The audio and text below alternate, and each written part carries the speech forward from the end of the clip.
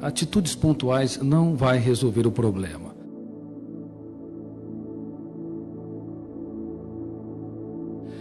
Eu vou falar sobre o funcionamento da mente para que possamos chegar a algumas conclusões. Queridos amigos, até hoje nós não entendemos por que o ser humano não é protagonista da sua própria psique. Ele dirige carros, empresas, dirige aeronaves, mas é um péssimo diretor do script da sua própria história. É um péssimo gestor dos seus pensamentos e das suas emoções. E o fato de nós não termos estudado no passado o processo de construção de pensamentos e o processo de formação de pensadores, bem como os papéis consciente e inconsciente da memória, não estabelecemos ferramentas para que o eu, como diretor do script, fosse maduro, inteligente, altruísta, solidário e tivesse um caso de amor com a própria vida. Mas sabemos muito pouco sobre quem somos, como nos tornamos homo sapiens, quais são as janelas na memória que nos escravizam e nos aprisionam no único lugar que deveríamos ser livres. Em primeiro lugar, elementos básicos da nossa psique, tão básicos como andar, como se nutrir, não foram analisados.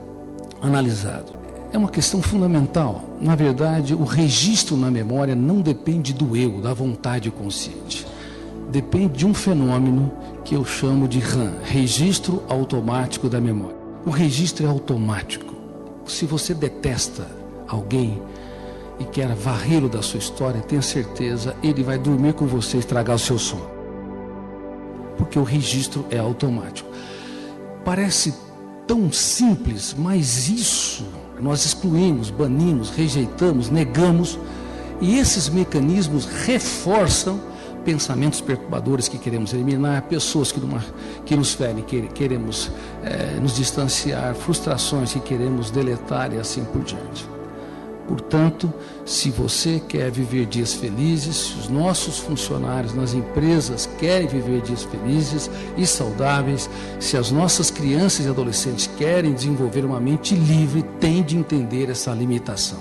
O registro não depende do eu. E tudo que está registrado não pode ser mais deletado. Esse é outro fenômeno fundamental, básico e que não foi estudado. O nosso eu não tem habilidade, não tem ferramental para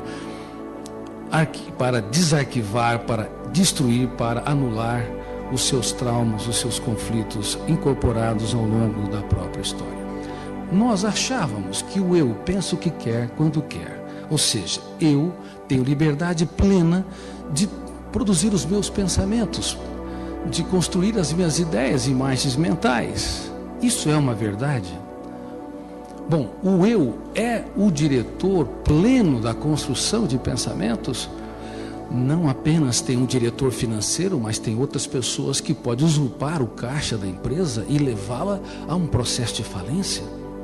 Bom, nós somos uma espécie altamente complexa, muito mais complexa do que nós imaginávamos até hoje, e de fato não apenas o eu é o construtor de pensamentos conscientes. Há fenômenos inconscientes que produzem pensamentos sem a autorização do eu. Eles são importantes.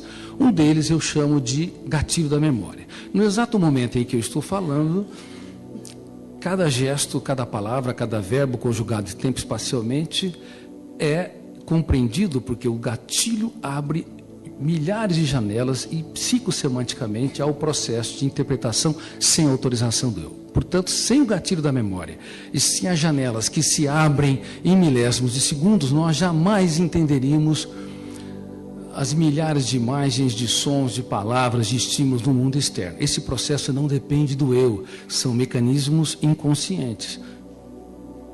O eu deveria fazer uma auditoria da nossa psique para avaliar as nossas mazelas e misérias. avaliar os nossos conflitos, a nossa insegurança, a nossa dificuldade de gerir a nossa própria psique. Mas esse eu não foi treinado para fazer auditoria. Nós fazemos auditoria das nossas empresas, fazemos auditoria contábil, financeira, na área de produção, mas não fazemos auditoria da nossa própria psique. Não sabemos que devemos fazer a mais importante viagem que um ser humano deve empreender, uma viagem para dentro de si mesmo. Além do gatilho e das janelas da memória, existe um outro fenômeno chamado autofluxo. Ele lê a memória milhares de vezes, sem autorização do eu. Qual o objetivo? Produzir a maior fonte de entretenimento. Essas fontes são fontes colaterais. A fonte mais importante deveria ser o mundo das ideias, das imagens mentais, dos pensamentos produzidos pelo fenômeno do autofluxo. É ele que é responsável no sonho, quando o eu repousa, no sono, quando o eu repousa-se, ele começa a produzir ambientes, circunstâncias, personagens e assim por diante. E durante o estado de vigília, ele é o grande responsável para você lembrar dos seus filhos, resgatar o futuro, ruminar o passado, criar circunstâncias, ambientes e assim por diante. O autofluxo tem um papel vital. Quando ele não consegue trabalhar uma série de imagens mentais, circunstâncias, ambientes para entreter, aspirar, inspirar, sonhar, fazer o ser humano sonhar, nós temos uma insatisfação de base inexplicável. Ainda que possamos ser aplaudidos e reconhecidos, nós vamos desertificar o território da emoção. E eu quero dizer isso, que os níveis de insatisfação são tão contraídos na atualidade que a nossa espécie não está trabalhando os fenômenos mais importantes que nos torna exatamente seres humanos pensantes. Os fenômenos colaterais, os fenômenos coadjuvantes, os atores coadjuvantes que deveriam colaborar com o eu para produzir entretenimento, criatividade, inspiração, eles têm conspirado contra a qualidade de vida, porque tanto em termos de qualidade quanto em termos de excitabilidade eles foram alterados. Um ser humano é verdadeiramente feliz, estável e profundo emocionalmente quando ele tem coragem para investir na felicidade dos outros. O egoísmo, o egocentrismo e o individualismo nunca foram defesas saudáveis e nunca foram o baluarte das pessoas saudáveis e livres, mas das pessoas doentes. Nós precisamos ter um caso de amor com a humanidade. Precisamos ter um caso de amor com a vida, porque a vida é bela e breve como gotas de orvalho, que por instantes aparecem e logo se dissipam aos primeiros raios solares do tempo.